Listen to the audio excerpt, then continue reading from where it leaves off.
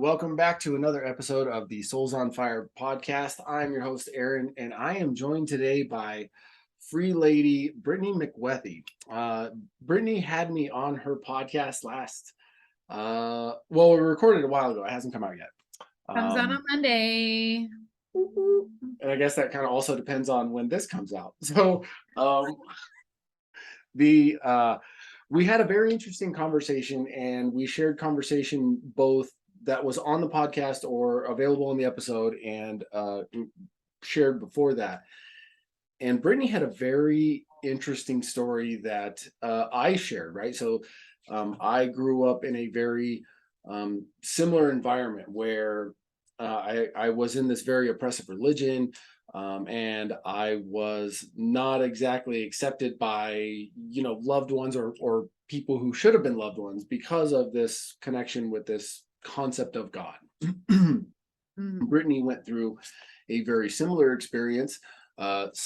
She has her own podcast, is living her life, exploring her dreams, and kind of living with her soul on fire, so to speak. So I thought it'd be awesome to have her on and ask her, just kind of tell that story, have her tell that story of how that journey came about, the lessons she learned, how she kind of overcame and repaired that relationship with God, all that fun stuff. So I guess just kind of start out, tell us a little bit about your backstory. Well, thank you for having me on your podcast. I'm very honored because now we have this wonderful, beautiful relationship and we're connected like for life. That's the amazing thing about being vulnerable with people. You just feel connected with them for life. So yes, we had a lot of fun talking last time. We were always laughing for like half an hour before we actually press record. So it's really awesome to be a part of your podcast. So yes, Likewise. I do have a YouTube channel called Free Lady. It's just about being on the journey of becoming a free woman. But I've told my story on there, being very vulnerable, and I've had other people come on there share their story because I want to have that one person watch my video or listen to Aaron's podcast or where we save people's lives or change their lives. Like that's what we're here for. So, yes, again, my name is Brittany McWethy and I live in Colorado. I grew up in California. I was the only child my mom had, and she married this man that was next door to her who was 22 years older than her because apparently her mom did not take care of her. So it was like one of those stories. And that side of the family was pretty intense and he partied a lot. So when she had me, she was like, I need to get out of here, which was a good thing she did for me. And then she became a nurse to like learn how to take care of me. Another good thing she did for me. And then she met the man of her dreams, which is my stepdad, who's been in my life since I was one.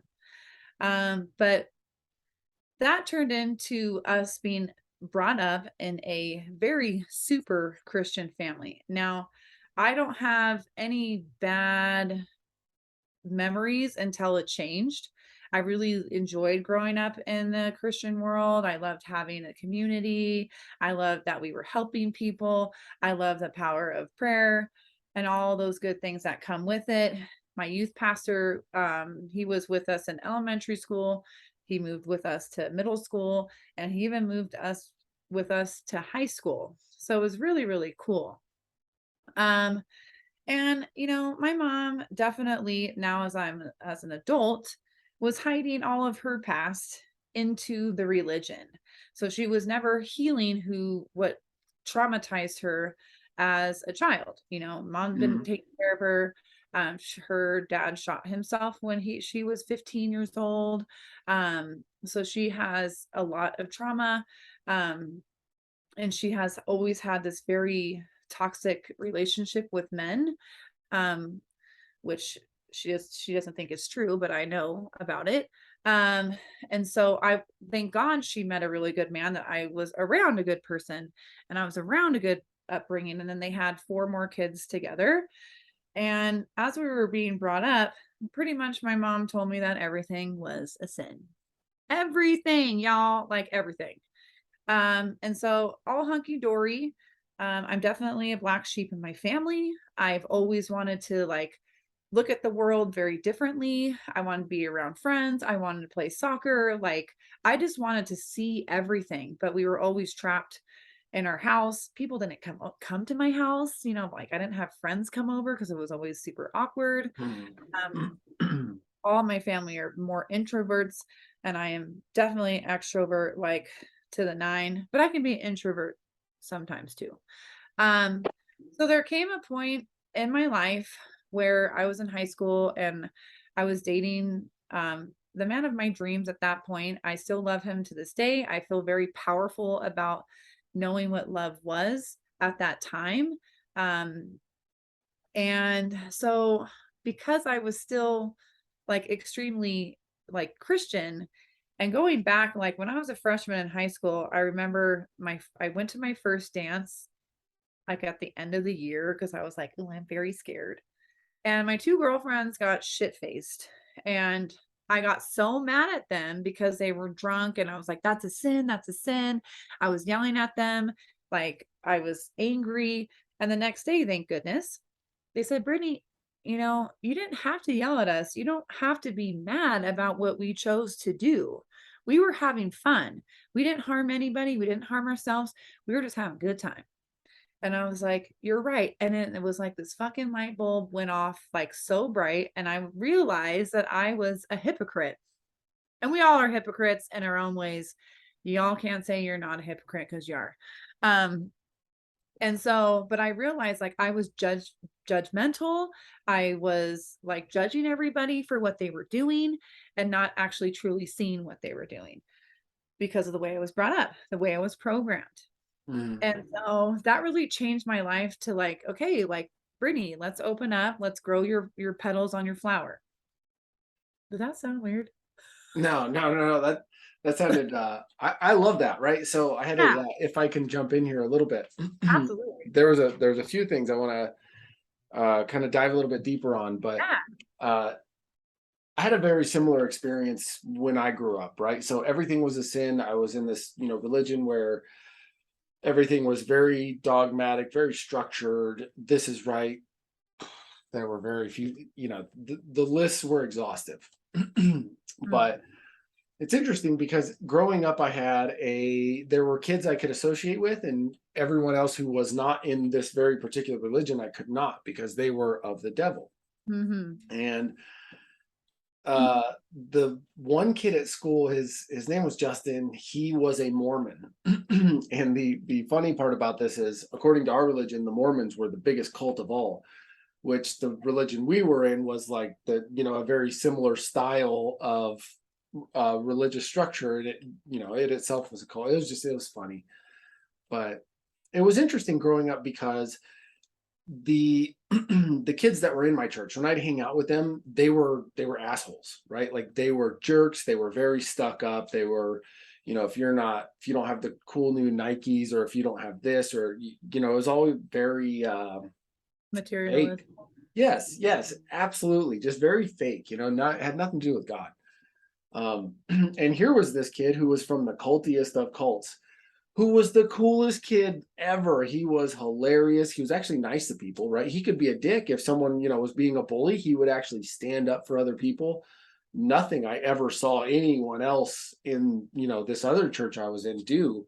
And it Uh-huh. was like, wow. So I remember, I don't know, think I was like 16 or somewhere around there. I remember asking my dad, like, why would God kill him? If just because he got this checklist wrong, like why would God kill him? He's a Right. legit good human. Like, Mhm. well, that's just how it goes. I'm like, well, so I started asking questions like, well, I thought God was a reader of our hearts. Oh, he is. So if he's a good guy and he really thinks he's serving God, why would God murder him? That just doesn't make sense. Like he's a good Yeah. guy. So Yeah. anyway, there was that moment of just like, yo, this is I don't have to be that judgy person. I don't like that's not God. Yeah. I don't have to sit there and judge people. Like he does right by people. That's all that matters. Right? Like your friends. Like, dude, we had a good time. We didn't hurt anyone, Nobody got hurt. Who gives a shit? Like, oh, Yeah. I guess you're right. Yeah, really doesn't matter. It's how you treat others, right? absolutely. Absolutely.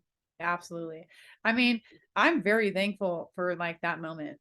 Like I talk about that moment. I think about that moment all the time. And I'm very, very grateful that that moment happened to me because I mean, God, when you're in a church, you're put into a box, right? And God is Hmm. God's outside of the box, you know? And so, the more you ask, the more he's going to show you. And so that was his way of showing me, I guess, and I'm very grateful for that. Hmm. So, I continued, I played soccer. I was like obsessed with soccer. Like school was like me, had an amazing art teacher who brought me even more out of my shell.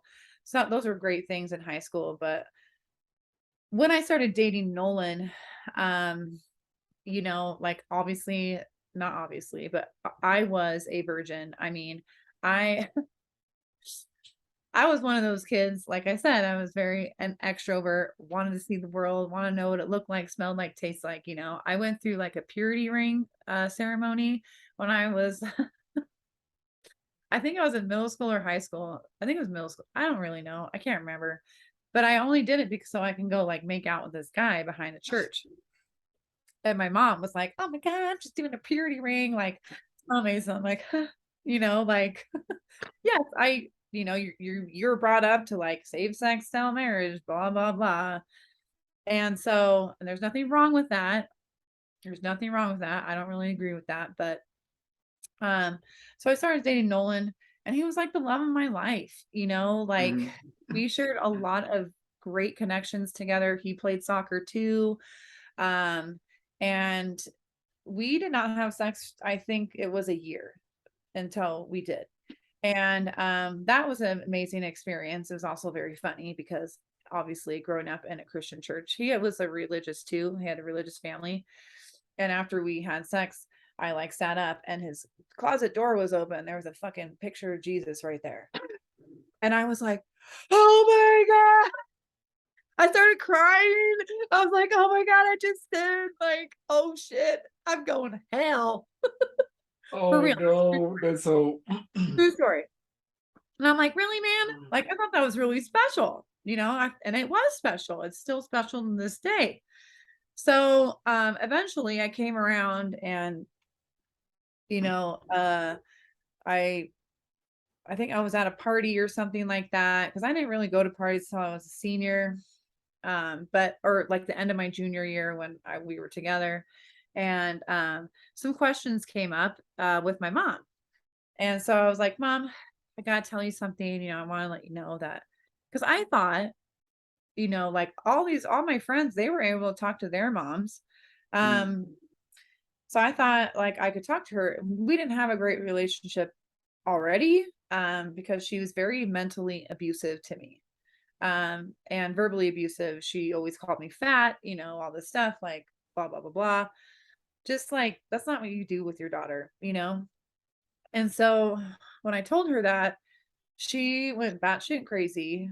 Um, my brothers and sisters were hiding in the corners. She was throwing stuff. She told me I So was you, the this is when you had devil. told her you had lost your virginity. Yeah. I Gotcha. thought I could talk to her about that. Yeah. And so she took everyone out of the house. She the whole family was gone. I was just in the house by myself for the rest of the day. It was really, Wow. really sad. And then it just became like really, really strict. Eventually, because I cried so much, she started letting me like see him still. And which was nice, but Nolan and I used to write really dirty letters to each other.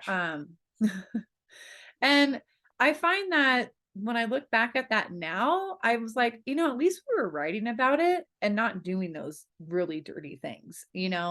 Um, I think it was, you have a lot of hormones at that age and you have a lot of creative things that come up and we would write them down and share them. And I Okay. would leave them by my bed and my mom found them and like was like, and then like broke us up again. But going back to religion. So when I know it was horrible. I had to go in my Whoops, parents. I meant to put that away. Oh my God. Like, really, Brittany? That's where you hid it? Okay. So she read them all, and I had to go into my parents' room, and my dad was like, "Did you really do those things?" And I was like, "No, Dad. We just, we literally just talked about Writing a it." novel. Embarrassing. My dad, dude, like I respected my dad so much, and I'm like, Oof. so embarrassing. But anyway, so going back to religion. So when I told my mom I wasn't a virgin, I was still going to youth group at that time. Mhm. And I go into my youth group one day, it was every Thursday night. I walk in and nobody's talking to me, not even the pastor. Mm. Everyone looks at me and turns their face and walks a different direction. One girl came up to me, her name was Liz Matthews. I'm still friends with her to this day. And she said, "Brittany, um, your mom put in the Sunday letter." So this Christian church, they had a letter that you read every day when you got to the Sunday church, and it would Okay. be like, "Pray for my daughter, pray for my dog, pray for my Oh surgery," no. whatever. Right. Mom not only puts her daughter as it's not a virgin anymore. My daughter, Brittany McQuethy, is not a virgin anymore. So she put that in the flyer, and everybody knew. So Why? that I'm sorry. I don't know. I don't know, because she is, like I said, she's vindictive. She's Yeah, hurt people, hurt narcissistic. people. She played this Miss Goody Two Shoes to hide behind her trauma, and when people do that, they want to make others look bad, whether they recognize that or not, consciously or subconsciously. Yep. So when I went to my youth group, no one talked to Oh. me. It was extremely sad. I just remember walking in. I don't remember if I stayed. I don't remember if I called my mom to pick me up. I don't even know. I don't even remember if I had a conversation with my mom about that, because I think I was so hurt by the entire class, including the youth pastor turned their back on me. Oh, sure. So That's I went again, and it happened to me again, and I completely stopped going. And from there, like things were getting really rocky with the relationship with Nolan at the time because of my mm, parents. Um Eventually, like I wouldn't want to come home because of my mom, because she was just mean. She was so mean to me.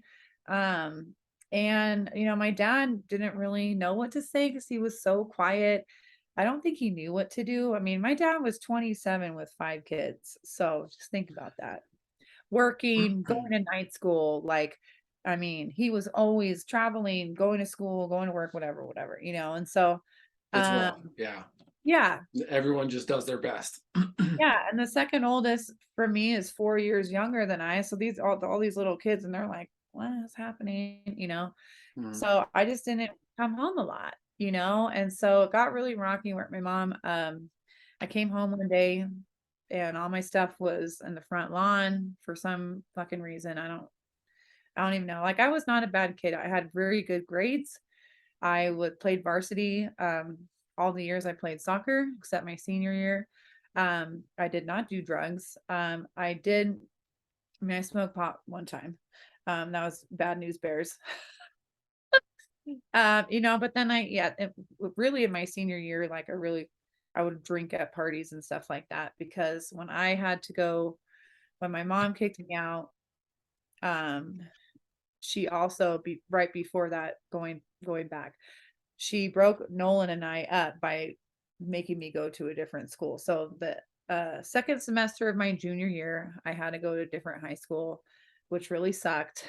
And then that's when my depression started. And so it was very uncomfortable because I How didn't old know. were you at that point? I was 17, Sorry, 17 go years on. old. Yeah. And so, I didn't really have anyone to talk to. I didn't have my church to go to. I had my friends. Thank God I met the friends I had. They're still my friends to this day. We've been friends for 25, 30 years, whatever. and I had all their parents watching out for me and my grandma, and who was my stepdad's mom. And so when I wouldn't come home, she would just be like, "Oh my God," and I came home with all my stuff in the front yard, and I was pretty much homeless for a week.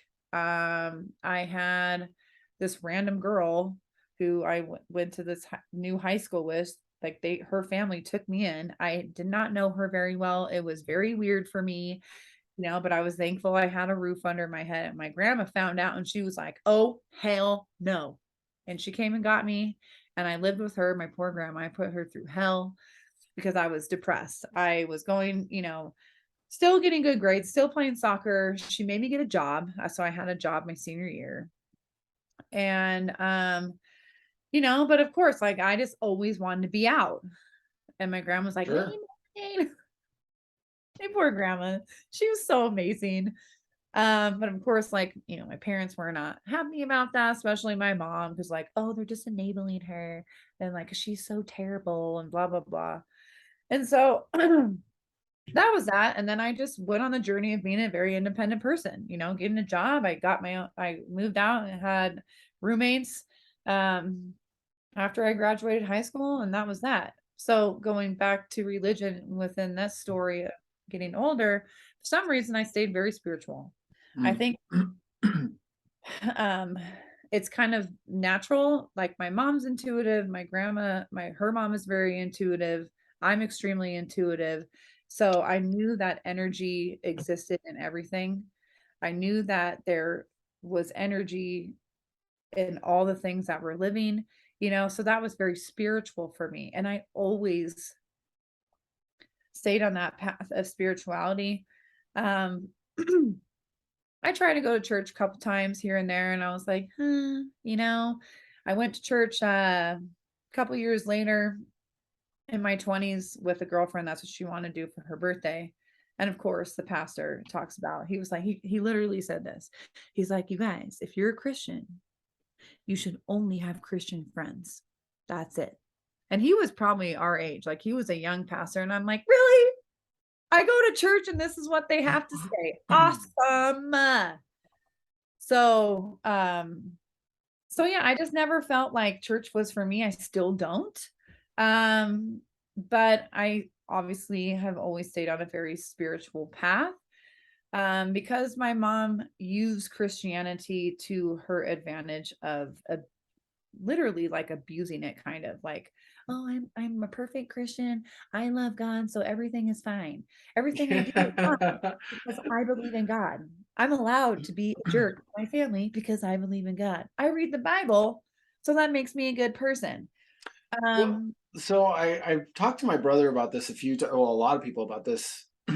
I should say. I something I feel very strongly about is that, if I can, let's say there's a sin of if I throw a rock at your head, I go to hell, right? right. So, but I really want to throw a rock at your head. So I pick up a rock and I throw it at your head, and I'm like, "Well, shit, I don't want to go to hell." And it's like, "Well, you can actually just go into this booth and you just Oh, tell some yeah. random person, you don't even have to look at them in the eye, and just tell them you threw a rock at somebody's head and that you didn't like them, because that's also a sin, and you'll be fine. Like, go light a candle or some shit, and God's good." Yeah. So, that concept of, and this is not true of everybody, but there's this Sure. concept that exists in some religions where it's like you're okay. It's okay if you act in whatever way you want to and do whatever harm you want to, because there's something that you can go do and it just wipes everything clean, right? So therefore your actions, it doesn't really matter what you do. You can be a complete shithead because all you got to do is show up on Sunday, drop a $10 bill in the box, be like, "Fuck, man, I'm sorry, and sorry for Right. saying fuck right now," and that time too. And Yeah. all right, sweet, let's go start again on Monday. Right. So, um, Yeah. I- And and that's why I like always had a bad taste in my mouth mhm. as I got older with churches, because like, you know, I was like, "What is going on here?" And and then I never felt comfortable saying God, because I was like, I was so afraid. So Dr. D sent something in the Lion's Den this morning about like love languages and Mhm. how you grow up religiously and how you are totally programmed with acts of service to also receive things because that's kind of how you grow up in the church. Like you do acts of service and Sure. you Okay. love from God. But and I was like, oh, that's very interesting, right? So I've always been that way. Um, and I was also like very mean to my siblings. They say I wasn't that mean, but I was a bully to my siblings because I was the only child for a long time. And then I was treated differently. Right. I was treated differently from all of them, and it sucked, like I felt like I was a ghost in that house. And so I Mm. reacted and bullied them and don't touch my things, don't go to my room, you can't play with that, that's mine, and just, push them around. And so in my depression, I also gained a lot of guilt because I was like, oh my God. I woke up one day, I'm like, I was being a shit to my siblings. I think I apologized to them for 5 years. For real. But, it taught me how to like love even bigger for my siblings, whatever, whatever. Um, but it was like extremely like hard for me uh to live like that, say God's name, say all this stuff, so my Oh, family sure. moved to Colorado Springs when I started doing hair. I'm a hairdresser, I've been a hairdresser for 19 years. And my mom changed a lot when she came out here. I think she got to run away from a lot of things and start a new life. And she was starting to grow into like a little bit of a different person. And she explained, she said sorry to me for the first time. She's like, Brittany, I was going through a hysterectomy at that time. They gave me the wrong prescriptions, like all this crazy stuff. Um, and I was like, what about that one time you burned a Bible?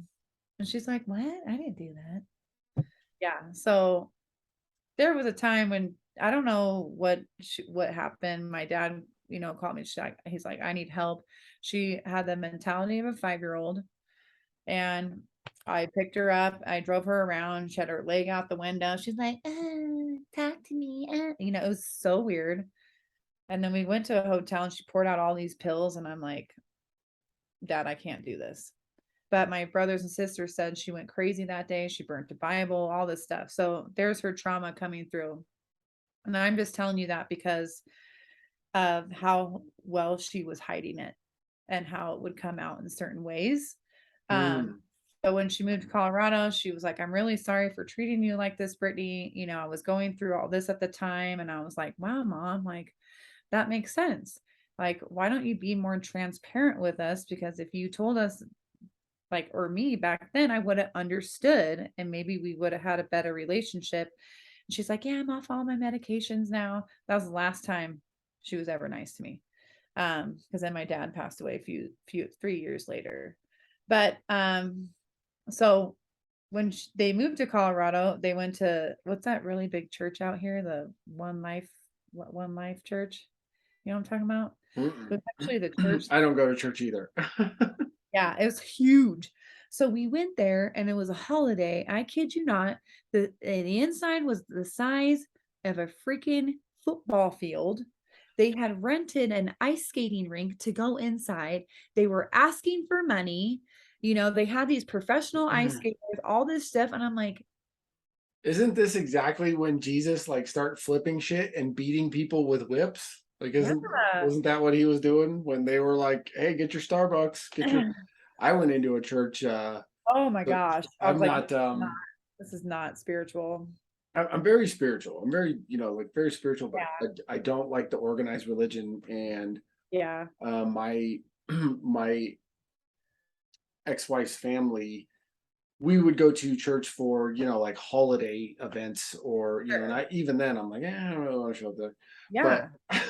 anyway, I remember walking into this one, very popular one here where we live, and there was a Starbucks inside, and I mean, Oh I my remember sitting God. there like, why is there a Starbucks inside this church? Like, oh, well, so people can get their coffee. And like, But wasn't that the whole thing about when Jesus like started getting pissed at the temple because they were making money off of God? So it's Right. very weird, and kind of going back to that, what you were saying was that we're all hypocrites.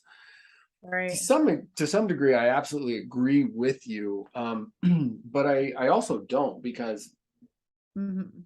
people who are, and I hope you'd agree, and that sometimes it's still very true, but people who are trying to grow and are Yeah. trying to be very authentic and just now not interested in the hiding of like trying to put our shit on other people, and oh, you suck and blah blah blah, because I can't own up to my own mistakes, right?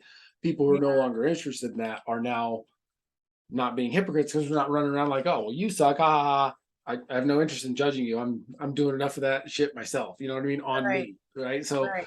um, it was always fascinating, like you said, walking in, and it's like you're going to church, and it's like Sunday night wrestling with the hockey show. When does God show up? Like, is there like a light show and then fog, and then it's like here's Jesus, and lightning comes Seriously. down? Seriously. Because I would still go to church on holidays, because that's what my mom wanted us to do.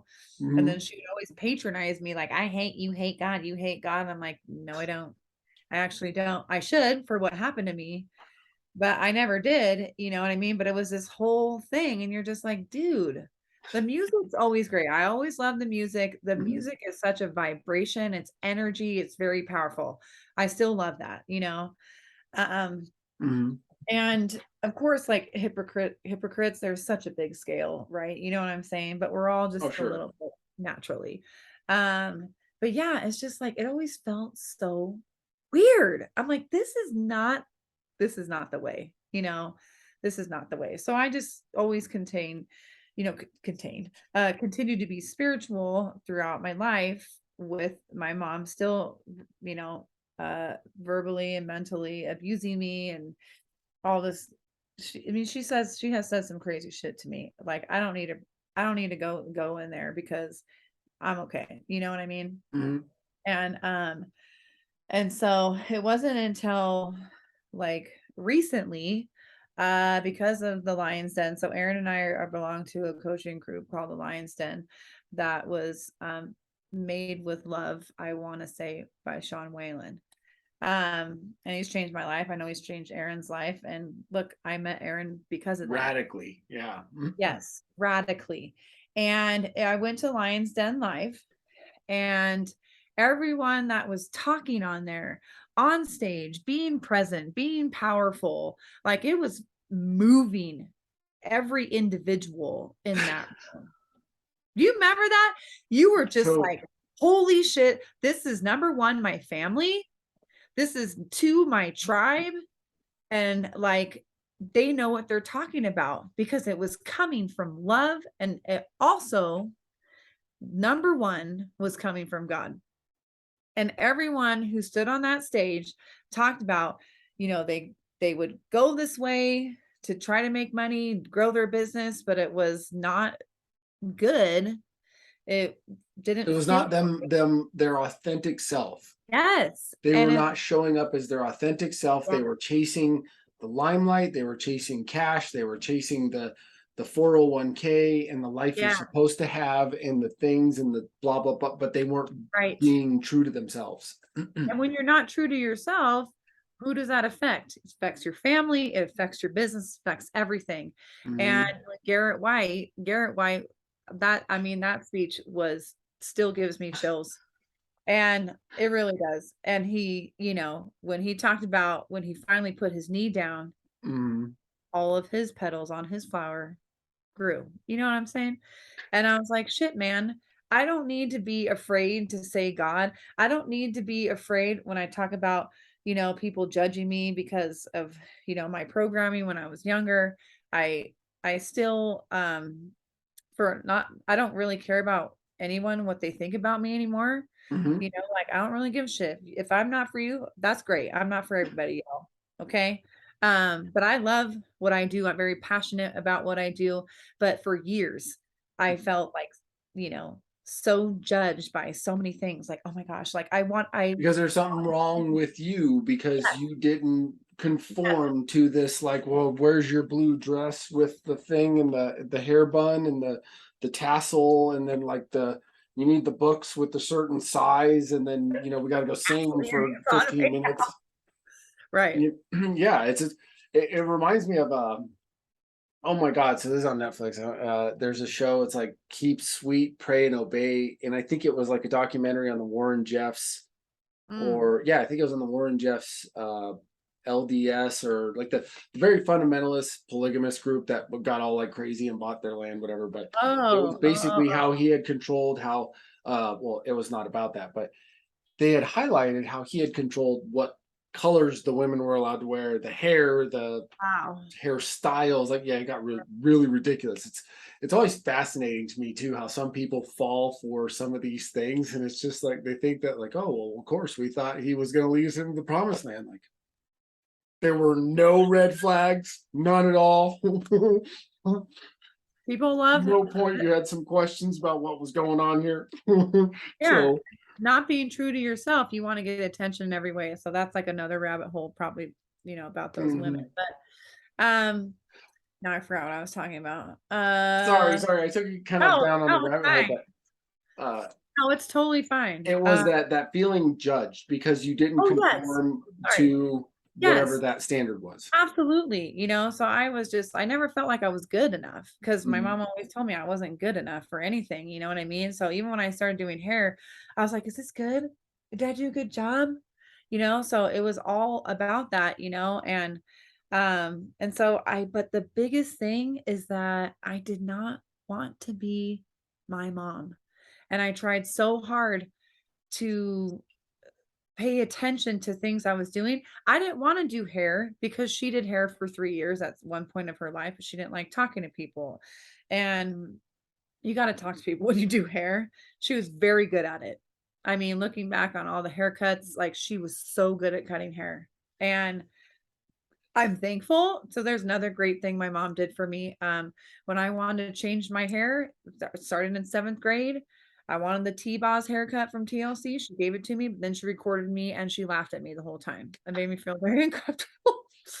But, so like, but at least like she was letting us express ourselves Mhm. through our hair. So I thought that was a very good thing that she did. I mean, I don't, like I said, I don't talk to my mom, but there is good parts about her, but that's a whole other story. But anyway, so I didn't want to be her. And then after I was depressed for 10 years, you guys, like super, super depressed, like binge drinking and like, I didn't ever need alcohol, but when I would go out, I was so uncomfortable. Like I had to drink, for me to like open up and not to feel like I was being judged, or if someone doesn't, thinks I'm cool or whatever, you know what I mean? I was made fun of in middle school, so there was that too, so I just have all these Mm. like shields around me, Sure. and so when I was 28, I was like, I am nothing like my mom. Why am I trying not to be like her? I have some things about her because she's my mom, like I do silly things like she does. I say certain words like she does, but like really through and through, I'm nothing like her. I'm not. And I was made that way. And I'm thankful for that. So going back to, the lion's den and always being afraid to say God because I felt like, oh, people are going to judge me because I'm going to be like my mom. Well, bitch, I'm not like my mom. And who's going to judge me for that? And who are you to judge me if I'm Right. going to say God? So seeing all these leaders that I look up to, I want to be a leader too. I was like, I need to put my fucking knee down. So I went to my hotel room that night. I was on my knees and I asked God to be in my life, even though he was always there, even though I still prayed. I didn't pray all the time, but I said his name and I was crying. It was a beautiful experience all by myself in a hotel room, you know?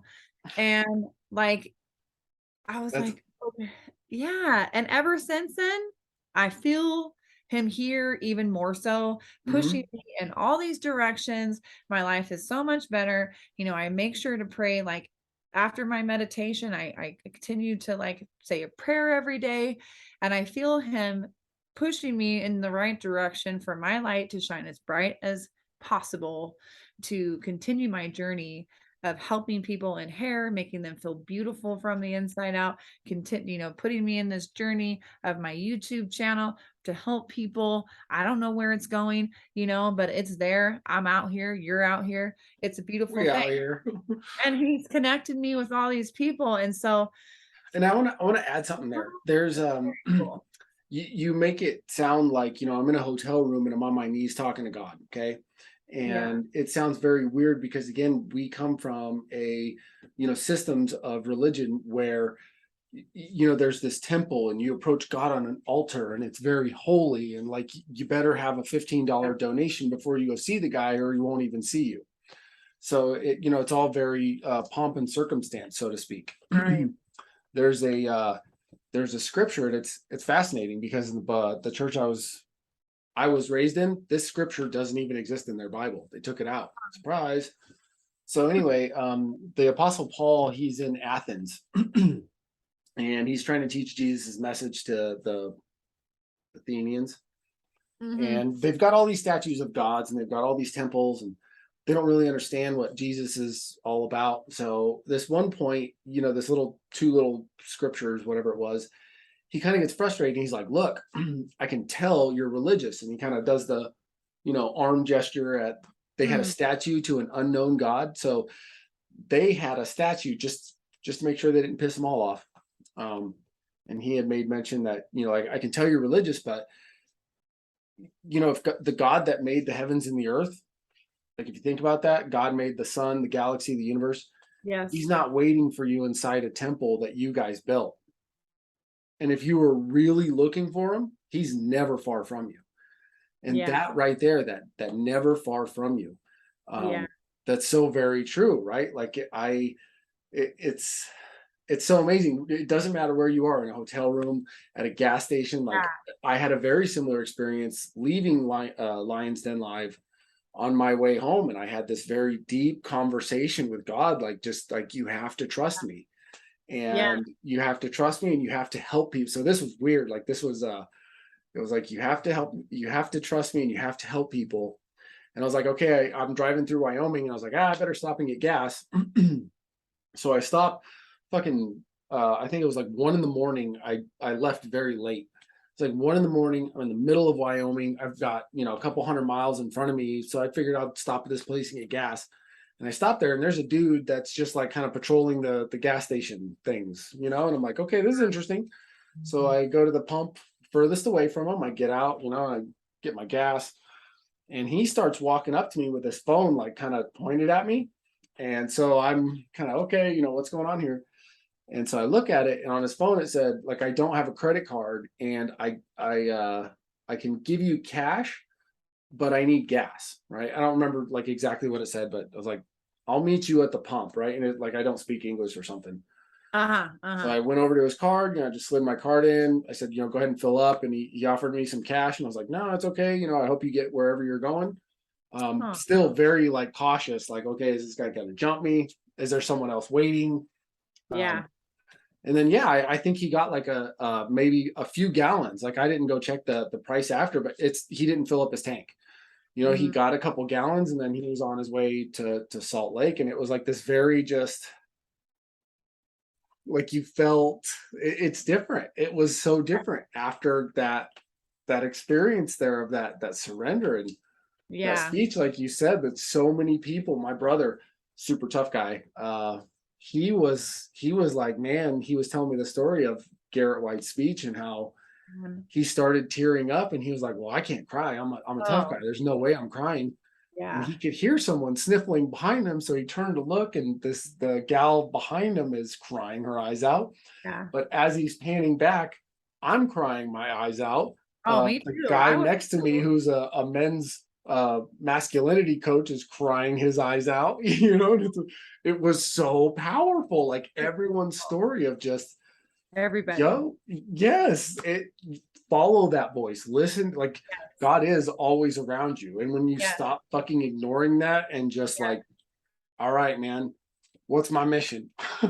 It sounds stupid, but at the same time, It's It's not. powerful. It's powerful, because it's real, and Mhm. that's what led me, to do my YouTube channel. I was like, okay, I'm gonna do it in 1 week. I didn't know what I was doing, because I could have waited for my logo and my intro song and blah blah blah. And I was like, no, he said, Send it. just freaking do it, just send it. You know what I mean? And for all of you watching out there, just want you to know this is not like a freaking religious cult. If you all are judging us, we don't give a shit because it's amazing, it's life changing. But do some research and follow your heart. Like this is why we're here. We're here to follow our hearts. We're here to learn to protect ourselves. We're here to learn to grow and give back to others and help each other grow to win. Um, that's what it's all about. And so that's how I started my YouTube channel. I like I told you last time, I have tried every room in the house. I think this is pretty cool setup now. But I was downstairs in the basement in front of like workout equipment, and I made some like weird logo from something. And now, I have a logo. My brother has made music for an intro, and I don't care if it doesn't look that cool. It's about the message, just how God tells you messages. It's about the message, Mhm. you so, I challenge people that are listening now just to like sit and listen. Even if you gotta sit out in nature, sit out wherever that brings you joy, and just listen to your surroundings. You will Mhm. you will hear him. You will hear him. So there is something I really wanted to touch on, and you had mentioned it when we had started talking, and my brother had mentioned this too. I don't know if it was recorded in our session or part of the outtakes or whatever. Yeah. But you had mentioned I'm highly critical of religion, right? I am highly critical of any kind of religious system where it's like you must, thou shalt, any of that stuff. I'm the guy that'll stand up and be like, "Hey, I'm gonna make you look stupid." But you and him both made a comment about he doesn't agree with church either, but he loves going to church because he loves being around people who also believe in God, Sure. right? And so you also mentioned like you love the community before, all the like dear God and Sunday school, my daughter and like that's kind of a weird thing, and obviously how people react, that sucks. But Absolutely. yeah, but before that, there was this community of other Right. people involved. Now you're in the lion's den, right? And so now you're around other people that, and it to some extent, sure, it gets a little. No, I'm not even going to say that. It's a community of people that you found who are all chasing something, uh, an ideal, right? This ideal is self betterment and growth, and there's a ton of these. So that's the cool Yeah. thing is now Yeah. that I've started growing in my networking and networking with other people, Uh-huh. um, I'm connecting with other business owners and entrepreneurs on Facebook, and they're like, "Oh, what groups are you in?" "Oh, I'm in the Lions Den and this." And like, "Oh yeah, I'm in the REIT Syndicate, or I'm in the um, Grant Cordone's club, whatever that is." And just all Right. these different people, and they're all these different interpretations, but it's all people trying to grow. It's no Absolutely. longer about God telling you what you should do. It's how about you just listen, and then whatever that is, here's the tools you need to go do it and do it better. Yeah. And the Lion's Den is like church for me. Oh yeah. It's like church for me, because I am drawn to this group. And now that I'm in it, I'm like, you're leveling up because of the people that are around you, because we're all focused, determined. Most of us in the Lion's Den, like believe in God and trust that He's pushing us all together to, fight for what's right, to help others, to help yourself, Mhm. and it's like church, and I love that. I played soccer. I love being a team. I love community and stuff like that, and And I I would appreciate say that it's not a denominational thing. It's not that's like a, right. there is no talk of, well, you have to believe in the flying spaghetti monster, otherwise Yeah, you're out. It's believe whatever you want, just whatever you absolutely. associate that to, follow it. Absolutely. Absolutely. They're here to tell you, our coaching group is here to tell you what they have gone through to help you. They don't tell Mhm. you to do this. They don't make you do this. They don't tell you that you have to like put your knee down to God. But like these are the things that can happen. You know what I mean? And that sense of community and that sense of presence and that sense that I can reach out to any of these people now and they say yes, we'll help you. You know what I mean? It's really, really cool, and I feel God within all of that. And it's just such a beautiful experience for me, because of where I came from. I mean, the first job I had, I was a florist. I didn't know how to do flowers, but I was taught to do flowers in this flower shop. And one day, my youth pastor, my ex youth pastor, walks in to buy flowers. He sees me and he turns around and leaves. He still had this thing around him, and I always think about that. I'm like, where is he now? How does he treat his kids? How did he bring up his kids? I I can hope that answer those man, questions from my perspective in a very similar I hope upbringing. that he's, you know what I mean? And Yeah. so, even with that, I could have even more went anti of believing in something that was bigger than me, So I'm you know, curious, was there ever a point in your life where you did turn um like against. there is no God or atheist or Satanist or kind of have that very rebellious moment? No, I never did. And Really? no, I Oh never did. wow. I don't know why. I That is think I was very always interesting. naturally very, very spiritual and connected to something that was bigger than me. I always felt it around me. And Hmm. I got to like through my friends and like their parents, and my grandma, especially, I got to learn what love really was, you Sure. know. Hence why I've dated a lot of frogs. Because I didn't really know what real love was because, for a long time I didn't love who I was, and so but which is like a whole nother story, of course. But I think it's very crazy. When I talk about this, like I always think it's very fascinating that I wasn't like, fuck you, God, even when my dad passed away. I mean, I still believed in something bigger than me. I just Hmm. didn't say the word God. You know what I'm saying? Like, of course, you go through all the phases of when somebody dies, because, I was 22, 3, I don't know. He died when he was 43 years old.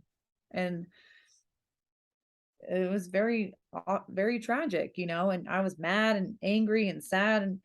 But I knew that he was happier in heaven because it's heaven, you know? And so that gave me peace.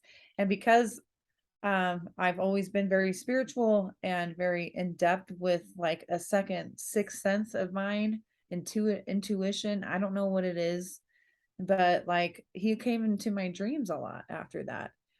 And I was so thankful. And I knew that was, maybe part of what God's doing or my spirituality. And so I got to have this relationship with my dad in my dreams. And it made me very, very close to him. So that part just made me know that I would, even going through that like I just still wanted to keep my faith in spirituality. I always said, even when I dated people, as long as you believe in something that's bigger than you, I'm good. Now, I probably wouldn't take that for an answer. Like, I still think that's great. You know what I mean? But like, Good as I've start. gotten older, and dating all these frogs and stuff, like it's pretty important to be on the same page with a lot of things. Sure. It's also okay to have things that you don't agree on, of course. um so yeah, I'm very surprised, like I wasn't a devil worshiper and I was like 666 baby, you Well, know what so the reason I ask is I had that. I would say that was a very brief moment, and it was more of a joke, or not really a joke, but more of like a thing of rebellion than anything. But I had my gamer tag on Xbox Live for many, many years was Satan the Devil. And so, which it was amazing because I had a friend and he was Jesus Christ. So we had these like gamer tags that you can't even go get now. Right? Like if you try and change your gamer tag to Satan or Satan the Devil or Jesus, like they don't let you do it. Of course. But we would go into games and we would just, anyway, we'd romp on people. But there was a brief moment where I had kind of rejected everything and I was, fuck God, God doesn't exist. This is bullshit, because Yeah. I had kind of judged God based on what my dad was, right? Like, well, if my Right. dad is saying that this is what God is, like, dude, fuck God. That guy's the dick. I don't want anything to do with him. Right. At least Satan has cool parties. But there was still like very spiritual. Like I wanted to, when I joined the Marines, which was kind of shortly after I got kicked out, went through this whole um, drug experience, living on my Right. own, high school, yada, yada, yada. I started, I was attending like the Catholics thing on Sunday.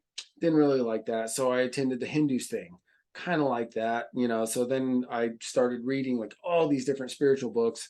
Um, Started reading into the Quran, started like actually reading into Mormonism, started That's reading, very just cool. everything I could. Just, where is God? If Mhm. he's in a book somewhere, if I'm going to find him somewhere, like I'm actually going to fucking find him.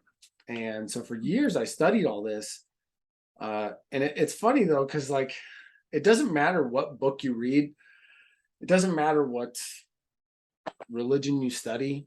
They've all got like the hey, you should treat other people like you want to be treated.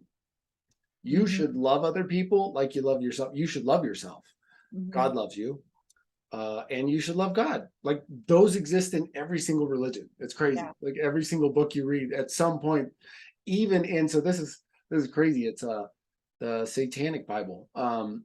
There was a point where I had read through, I haven't finished it. I don't even think I have it anymore, but I was reading through that, and even it's worded differently, but the same principles. Treat other people as you want to be treated. Like every religion kind of expresses these same underlying things. Right.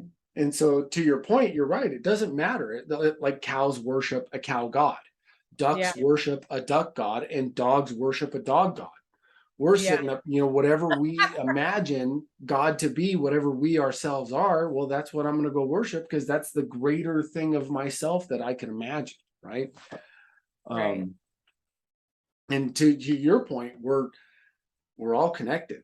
Like the I God's know. never, it's right there, right? We're always connected to God. So Yeah. it's, we all have this kind of moral compass. C.S. Lewis talked about it, right? He talked about how, we can't really sit there and say like, here's the things you should, the shout thou shouts. You can't sit there and make an exhaustive list of things you should and should not do. But you remember when you were a kid, and so let's say your sibling or your friend was sitting in a seat and they go to grab something, and so you jump in the seat and you take their seat, and they're like, hey, I was sitting there, and you're like, move your meat, lose your seat, right? You ever do that? I haven't heard that term, but I definitely did that with my siblings. I'm like, I You all knew it was wrong of you to take their seat, didn't you? Like you knew inside, you made whatever reason up, like, I'm the older sibling, go fuck yourself, right? You made an oh excuse, but oh you knew inside, like, I took your seat. yeah. But it made me laugh though. I was always laughing about it. I thought it was hilarious. Well, But yeah, I was okay, so being a jerk. Totally. right. You were going through your evil phase there, where you're like torturing your siblings. I'm like, haha. But yes, you knew that it was to some extent wrong, because wrong because you wouldn't have wanted that done to you. So it's like we all have that Yeah. moral compass, and however someone tries to express it, if they're truly seeking a God, even if it's like in the worst form possible, Right. Satanism, they still expressed very similar values, just in these very Yeah. differently worded ways, right? So Yeah. Well, um I mean, because technically it all started out with like the one religion, pretty much, kind of, you know what I mean? In a way.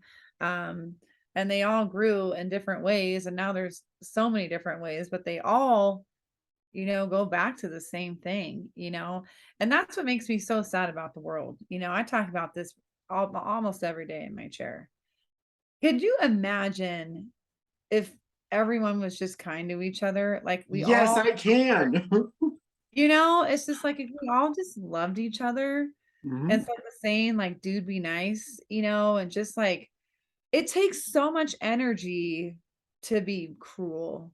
and to be mean and to not love one another. And we're in this state of hatred and chaos and separation like no other. We're also in a state of, making our children soft, I think, uh, well, that's a whole other conversation, I know. right. But I mean, I think I would argue it's very intended yes, through religion, through the public education system, through our society, through yeah, Vogue magazine, through these stupid standards, yes, through stupid movies, through stupid celebrities, through all this dumb garbage that just makes us like, you're dumb because you don't have the new sneakers. yes. Shut Going back up. to that, yeah. And Who it makes cares? you even more lost. It makes you go off your path even more Mhm, if you're being a sheep and you're following that path. You know what I mean? mhm. Um, and it's just like, like I had even my siblings sometimes are like, man, I wish I could like had dreams like that. Or, I have a brother who's like totally anti God, but he's not like doesn't, worship Satan or anything like that. But how his upbringing was, he's still like, just a couple weeks ago, he was like, Brittany, I really realized I just need to love who I am. And I was like, yes, yes, yes. Yep. So it's beautiful. So hopefully he'll maybe see like that new light. But he saw way worse. His upbringing of seeing how I was treated because of religion. Mhm. Because I asked him a long time ago, especially after my dad died, because he, struggled a lot. And I'm like, I remember we were driving up to my aunt's house going on the PCH in California, and I was like, so what, like what triggers you? What has traumatized you to like be in this box that you're in right now? He's like, you know what, Brittany? It was me watching how mom treated you through religion. And whoa, that was weird. Did you see that? Mm-mm. My light just like dimmed in here. Um, and how she like pretty much abused you in all these ways. It just I has scarred me for life. And I was like, wow, you know what I mean? And Mhm. um and like I don't know where I'm going with this right now, but a lot of us are like in these programs or brought up in these weird things. And then now we have going back to like all the social things of social media, magazines, TV shows, movies, all these things that are steering us away from something, to not believe in these things even more, so to not believe in God even more, so to divide us even more, for us to be so blind and to become more sheep. That is like another rabbit hole again. Right. Go down. But it's just like I pray every single day that like people wake up, not just to like what's going on like politically or whatever. That's not what I'm talking about. I always pray every day for the light to come down onto everybody, to learn to love themselves, to learn that, sure, you know what? For right now, believe in something that's bigger than you. It will change your fucking life, and then maybe going down to that path to put your knee down to God. We might sound crazy to you and then whoever's listening, like, but it's real. Like And Aaron and once I, you have that experience, yes, we've lived these things, and now like look, we're here right now talking to you guys about it, to share with you because we care about you. And it's because like Aaron truly wants to like spread the love of helping others. And it's like I want to imagine that this whole world someday comes to that. You know what I mean? I feel like we've gone so backwards very when much so. I felt like we were going forwards, but really we were just digging this tunnel that it was so deep that all of a sudden everything up above it collapsed. And so, love So yourself it's and love interesting. your other people's, my friends. You say how far we've come away, and how it's like we need to step away from, not even necessarily like let's stop fighting over politics, let's stop fighting over religion, race, creed, background. To your point, and you said something like just love yourself, right? Like if every single person, it doesn't matter, you wouldn't even have to get people to be like, hey, let's all agree on a peace proposal for the Middle East and how we're going to handle. Don't even have to do that. If everybody were to simply just love themselves and just be at peace with who they were and not feel judged and not feel the need to judge other people, that would cause domino effects Mm. that these things would not even like those games wouldn't even, nobody would play those games anymore. We would not Right. be concerned about a lot of that shit. You be But your true self. um, kind of what you said, there's some things where uh you know the term tree hugging hippie, right? Yeah. We I have hug trees, so what? I hug trees, so yes. Well, right. I'm sure you do, but this term, like how I've much heard it's what been the term is. demonized, that Yes. you would be so stupid to go hug a tree. Like, how can you just be so dumb? Oh, But I judge it's so people that crazy come back in because the day. it is so powerful, right? When you talk about an electrical system, we understand this from a scientific perspective. We know these things. If you put a rod in the ground and then you have an electrical system and you connect it to the rod, like the electricity escapes into the ground. It's you are grounding the electricity. Right. So if you, an energetic being, you go in and you touch this thing that has roots into the ground, you're going to ground your energy. And it's so fascinating because it's you when you do it, when you go do it, like if you go touch a tree and you put your, especially if you put your forehead on it and you got Yeah. your bare feet on the ground, like you literally feel it. You literally feel that energy exchange between you. It is,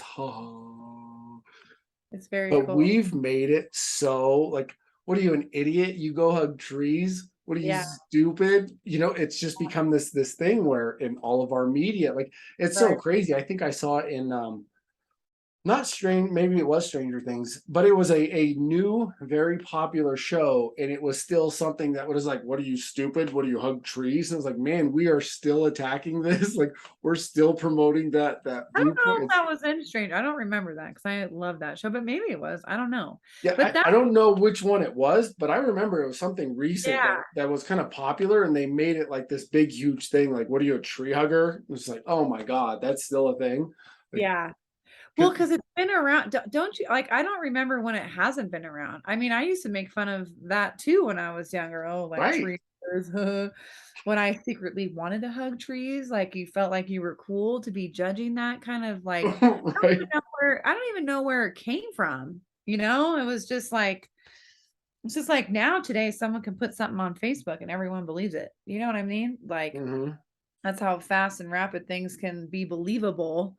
Um, but yeah, I've always been very curious where that like term even came from because it's actually like you said, it is a very magical, spiritual, energetically, fulfilling experience. I personally find Far that out. those things were created on purpose to Absolutely. discourage people from finding that connection, right? Like we want our society amped up. We want our society hating each other. We want our society, having heart attacks on their way to their 9 to 5 because they need a 401k. Yeah. That's what makes a good slave, right? Is someone that is just so wrapped up in the system, not someone that knows that, dude, fuck all that shit. I'm gonna go outside. I'm gonna meditate on some shit. I'm gonna ground. I'm gonna not worry about. I'm Right. gonna go make sure I take care of my community. I'm gonna make myself a better person. That doesn't make good slaves. So, That's it, and we talked about meditation like the last time, how much that's even opened us up to things. It's just mhm. like y'all just, whoever's listening again, like just try these things. Like even if you feel like you're gonna get judged by something, do it in your own private world. Go out in the wilderness, go out and meditate somewhere. Just try it, because it is life changing. It does make you a better person. And the more that we come together, the better that this country is only going to get better if we do. Yep. That's it.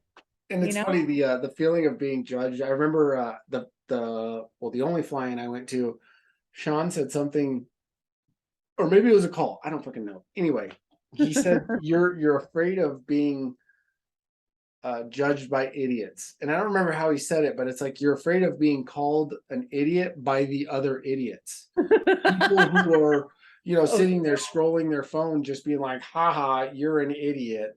They're Right. not adding any value to themselves or the world. And No. we're afraid of being like, well, shit, I don't want to say I love God or whatever it is I do, whatever it Yeah. is I feel true about this world or whatever the fuck my opinion is. I don't want to put it out there because I'm afraid of, the guy that's like, or girl that's got, popcorn all over their hands and is like, oh, you're an idiot. Why the fuck am I worried about? I'm worried about being called an idiot by the other idiots. Like, Yeah. anyway. But at least they were paying attention, right? Right. They were Hopefully, paying, right. And then hopefully they there's watched that you. moment, like Yeah. you and I both had it probably several times in our lives, but I remember um I hated Sean. I fucking hated, like, that guy was a dick. I hated his posts. He was a, just loudmouth fucking, and then I read one and I was like, man, that's deep shit right there. You Yeah. know? And so you're right, like hopefully someone is scrolling by and has a very similar experience of, huh, It's the one person, like, yep. I was drawn to, like, a post that my friend shared with me, because a lot of people like, "Oh, Sean, like, he just blah, blah, blah. He's like diarrhea of the mouth. He's so mean.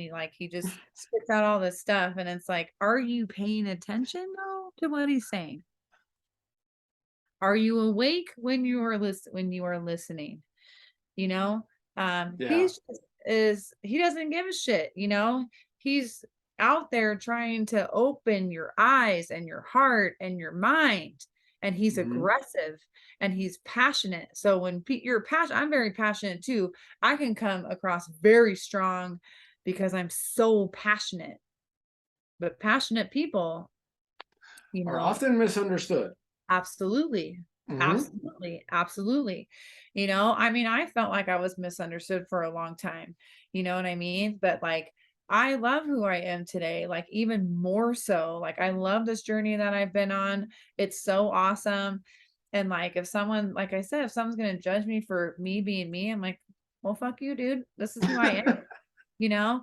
But if I Yep. need to listen to be better about creating a relationship with somebody, I mean, that's a whole different dynamic, of course. It's an ebb and flow kind of thing. Um, but like, I mean, I love it. I love how powerful, Sean is with his words because they come from a spiritual place. They come from God. Like he feels like he's, saying these things because he feels that. And that's why I was drawn to him, because I felt that through him. You know what I mean? I think there Mhm. was a time when he came on our Wednesday call and was like, all I want you to do is go claim how much you love God. He's like, I don't know why. Share your I hope testimony. share your testimony. Yep. That was really hard for me because that was like the first time that I had to say, like, I love God to the public. You know Mm. what I mean? And I still like, I think I had someone like that post yesterday. And like, I don't care how many likes I get, like, if you're listening, cool, But it's that was interesting really how long ago back that was, and that somebody is still seeing value. You yeah, I still mean, added that's value to great. someone through that testimony.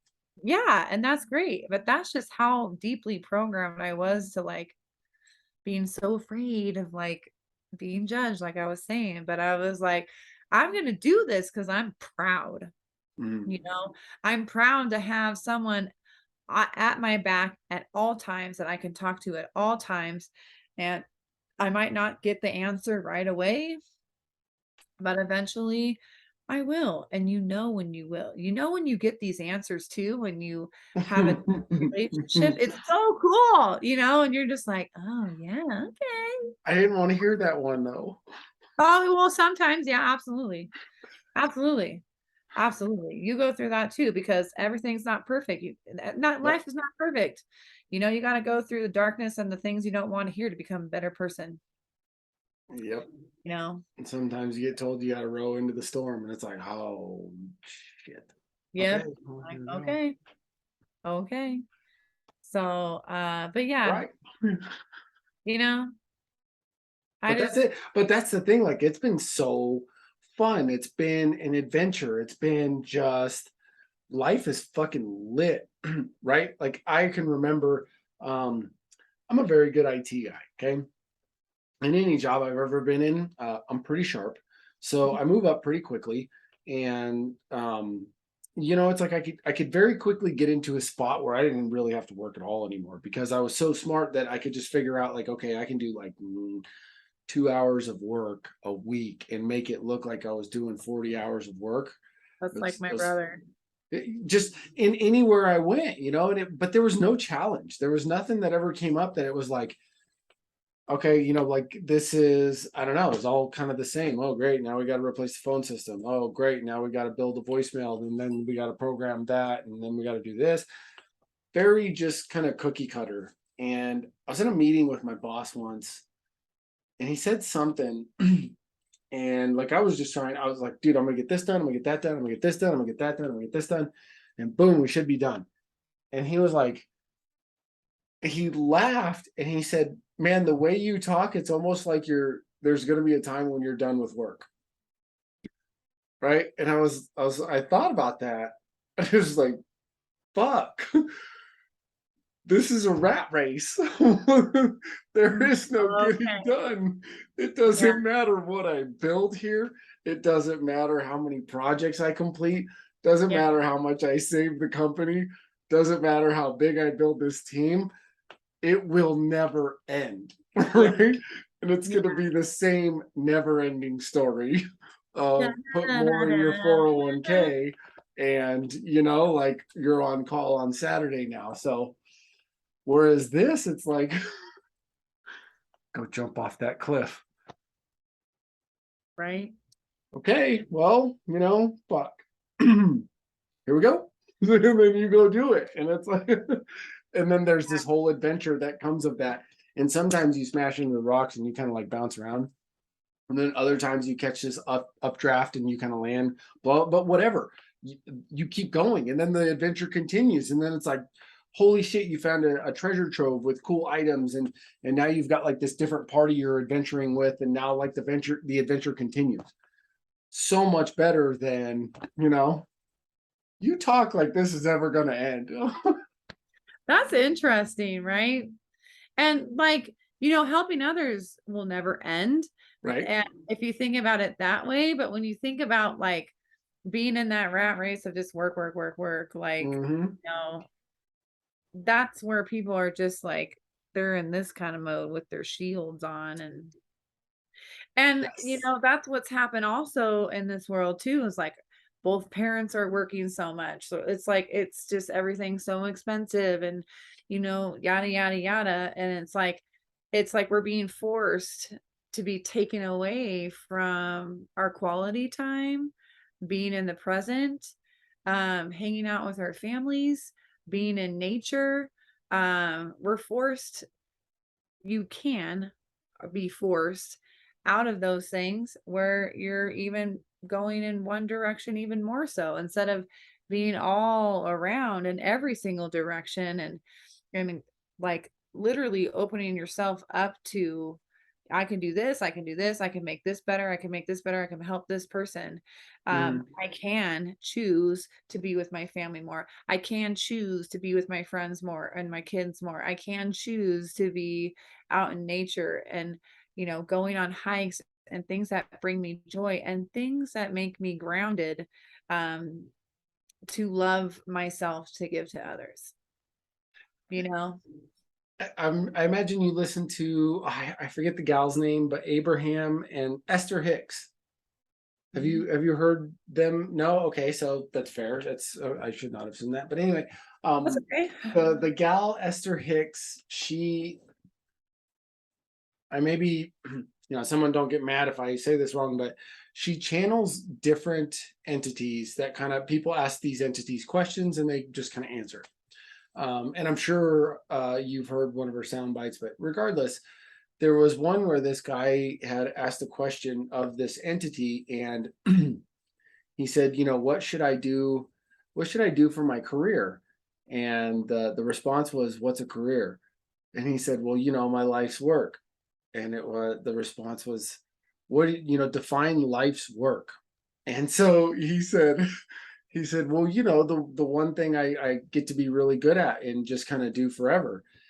And so this entity responds with, "So let me get this straight. You go through your life thinking that there's one thing you're supposed to just get really good at and just do that forever? I think you should stop there and think, or reevaluate that idea." Right? So, Yeah. and it was just this Yeah. very interesting thing because, like, we're taught that, right? Okay, go Oh into this yeah. craft and be the best one of you that there possibly is, and just kind of ride that shit until you're 60, and then Right. you might get to go on vacation. Right. Right. And I think because, we're so like a lot of our society is so pushed in that direction right now. Mhm. Um, that's why it's even harder to unprogram ourselves and unbreak from those chains because now it's very scary to do that. You know what I mean? It's uncomfortable. Oh, And sure. when you're in this lane, you're just like, I'm just doing this, I'm doing this, I gotta like put like food on the table, whatever, whatever. And I gotta provide, for my family and blah, blah, blah, blah, blah. It's just because it's comfortable. Yep. People like being comfortable. And being uncomfortable is a part of growing, and it helps you grow. And if you are growing, guess what? Your business is gonna be better. Oh, everything is better. Gonna be better. Well, it's a little bit harder, but it's better. That Hard. adventure is more fulfilling. I don't know, it's hard to Right. describe. It's like if you were to oh man, if you could eat school food for the rest of your life and you never had to make a fucking thing again. You never had to make food, right? The only caveat is it's like, elementary school food. So the cornbread, the whatever that pudding shit was, the pizzas that don't really taste like pizza, and the ranch that's just kind of like mayo with some green sprinkles in it. That's all you get. Now, the other part or the alternative is you have to go hunt for your food. But oh my fucking god, it's gonna taste amazing. It's gonna be that you're gonna taste the strawberries. And if when you bake the bread and you cook the meat from the thing that you killed yourself, and you season it with the things you found, like, can you imagine how much better that's going to taste? So yes, you're going to have to fucking work for it, Yeah. right? Because you don't Yeah. just get to go stand in line and get the slop put on your plate. If Right. you want that, you can, but it's not filling, it's not fulfilling, it's not good, it doesn't taste good. If you want, it's going to be harder, but good lord, is that so much better. Right. I mean, look at our journeys. You think this was like easy to unbreak our programming, and we still are, we still are. Feel like I'm not even like You know? halfway done yet, right? Yeah. I mean, I don't think, are you ever fully like done, and that's what, my story is about becoming a free woman and need nothing. You know what I mean? That is beautiful. That's my goal, and to help others along the way. Um, but I think, we're going to constantly go through battles of like unprogramming ourselves. And it is really, really hard. But once you keep doing hard things, they don't get as hard. Of course, God will throw in something even harder because he knows that God is never going to put something in front of you that you can't handle. I've always believed that, even through all my journeys of spirituality, I have always, always believed that. Um, and so even when things are really hard, I'm like, you know, biting my lip and stuff like that. And I'm like, well, I, I know I can do this 'cause I'm strong enough. You know what I mean? Um, but like, if we don't go through hard stuff, we're going to get eaten alive. Mhm. We're going to get eaten alive. And more so now than ever is when we need to help, each other grow. You need to grow yourself. Like more than ever, you need to plant your freaking seed in the ground, man. I mean, more than ever right now. But it's so true, it's just like when you look at, someone who's like super unhealthy, they're, for example, they're so comfortable in that and it's so hard to change, but it's like, yo, you work out or you eat these things. Does it suck sometimes? Yeah. Fuck I yeah. think I don't really like eating healthy personally, but it's a regimen I do, and that's just it. I know it's good for my body. I know it's gonna make me work out better, do my business better, all this stuff. And the feeling that you have when you do these things, you're like, holy shit, I'm powerful, man. And it's like Yes. they don't know that until they do it. And it's like getting your mind right. Where is your mindset, right? Like, how are you setting up your mind to be a stronger person and being determined to being like, I can cross that bridge? How do you get your mind right? And how you get your mind right does go back to believing in something that's bigger than you, like God. So you know what's fascinating is the have you ever done a 3-day fast? No, Okay, no. so I have no desire. Like I would probably shrivel up in a ball. Like if I had to, like, hate it. if It's we a were in very a challenge, spiritual experience. I've heard. What's fascinating for me is I tried this and I always kind of thought it was silly, like, oh, okay, 3-day fast, whatever. You don't eat for 3 days, like, ooh, God shows up. Um, what was fascinating for me was when I did this, it wasn't necessarily like God showed up or anything like Sorry. that. On day two, your body it takes over, right? So like I'd walk over to the fridge and open the fridge and just start grabbing things without even realizing what the fuck I'm doing, like grabbing a plate and then I'm like, holy shit, I've got food out, so then I'd have to go put it away. Right. Uh, And then I'd go sit on, do whatever, start working. But like my body's like, okay, we're gonna trick this fool. And I'd get up and I'd go grab something out of the fridge and I'd start like it was like my body was trying to get me to eat. And wow. so it was really this mind game of like, dude, I really need to focus. I need to be present. I need to, and then on the third day, it's like I was kind of over um, like I was at the point where now I could control my body. I'm kind of controlling the hunger, whatever it was. And I was at Mhm. this like total Zen peace, just like, oh, I did it for the last 24 hours. And I was so excited. And I had like my meal planned. I knew exactly when I could eat. And then, so I was like all fucking zenned out. And I think my family was gone. They were on some family vacations. Like the wife had the kids with the in-laws and they were out camping somewhere. And I was at home alone, just doing on this whole spiritual thing. And so like 6 o'clock I could eat and I had this whole thing planned out and I was all zen as fuck and I eat and it just like made me so sick. It was it was like the worst thing I had ever eaten. And I don't know if the salad was bad or I don't know. And then I was in like the bathroom forever. It was really weird, but Huh. in a sense, like looking back, it wasn't like I really found God, so to speak. God didn't show up and like, oh, but I Yeah. really developed a really cool relationship and got a funny story with my relationship with me. Yeah. Right. And that's where it was like this very spiritual thing because I have now all these funny things that I just remember trying to not eat for 3 days. Like, what a weird fucking thing to do. And how ridiculously hard that was for me to Yeah. do. So uh I don't remember where I was going with that. That's gonna bother me now because there's a very specific reason I brought that up. Well, it was a spiritual experience that Mhm.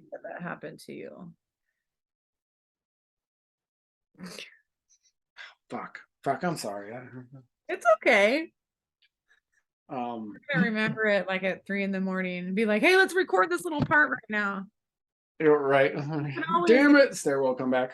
if you remember it, record it and slice it into the, Splice it in, like it'll yeah, be all fucking dark and obviously not part of the podcast. why not? Because we're all gonna want to hear it now. You know that. It'll come to you. It'll come to you. Well, so looking at this though, I think we are well over our time. Uh, Mhm. think we're at like an hour and 40 minutes now. This is the longest one I've recorded thus far. Hey, y'all love us. You want to listen to us. We're great. And I love talking about this. Like the whole Yeah. we We come can go from, on forever. oh fuck yeah. Just Yeah. that whole being spiritual and being scarred by a religion that was, again, people tried to serve God. People try to be better. They want to be part of a community. And we're not always aware that we sometimes fall for these traps. Like Right.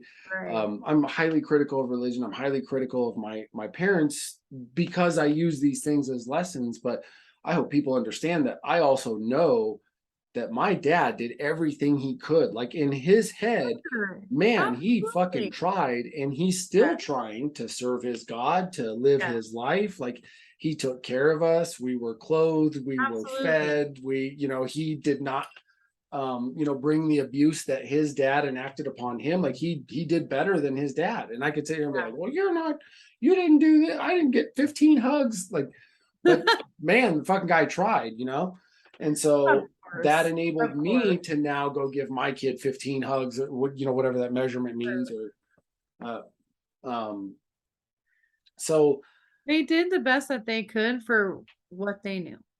yep, and that's prepared us, that next generation, to be like, well, Absolutely. hey, spirituality, that's great interpretation, guys. Thanks for all the lessons. I think we can do it a little bit better. Yeah. To where now you can have that, whatever beliefs it is. If you feel like Jesus says you got to wear white underwear, fuck yeah, man, tear it up, wear some white underwear. If you think you got to do like 15 jumping jacks on Saturday, fuck yeah, knock it out of the park. You Right. do your thing, I'm gonna do my thing, and we'll just all be kind to each other, and we can just all be so much Yeah. better, right? Like Ah, I yes. think mine's gonna be 20 jumping jacks on Sunday. If you don't believe that, that's cool. That's cool. That's cool. You do your 15 on Saturday, I'll do my 20 on Sunday, and we can like hook up on Monday and just like talk about the awesome jumping jacks. You know what I mean? Like just that Yeah. idea of you can still be spiritual, but God doesn't have to judge and murder everyone all the time. I Right. don't know why we went all that route with it. Yeah. Absolutely. Absolutely. As long as, you know, you stay in your tribe or whatever and you try to branch out to help everybody, and if we can get more people to like love each other, love themselves, stay Mm-hmm. connected. I mean, the power of connection, I've never valued that as much as I do now. Oh And yeah. I feel so like connected to a bigger something that's bigger than me. And it's Yep. so cool. And it's so cool. And I love that we can talk about it.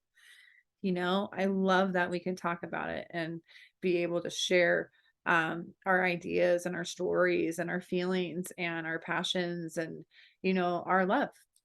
So it's very cool. Well, I'm gonna have to have you back on so we can record some more. I'm gonna cap this one just because I think I'm hitting my like upload limit for the month. But I'm going to have you back on again. This is Yeah. we could go on and on and on. Um and I'll put links to your channels down in my description. Yeah, I'm excited. This was a very fun conversation. We're definitely going to talk more on this. So, for anyone that's still listening after this far into the podcast, thank you for joining us again.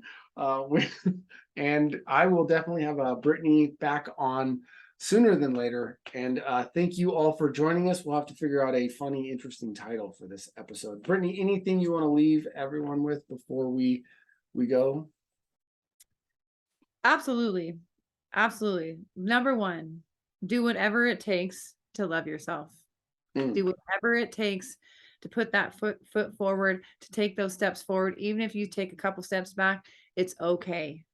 No, it's okay to let go. No, it's okay to let go of things that are not giving you value anymore for you to grow, to love yourself more. Just keep loving yourself, love others, be kind, and just get your seeds and plant them and let them grow. that was Yeah. awesome. Hey, Thank you. absolutely. Am I Thanks gonna for write that having down? I'm gonna start saying that. I'm gonna like edit that out and I'm just gonna record it as I said those things.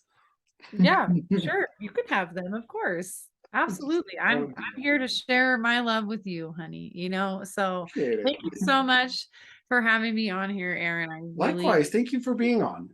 yes, yes. I And appreciate yeah, we will connect soon. it. Okay, sounds good. All Bye. right. See y'all next time.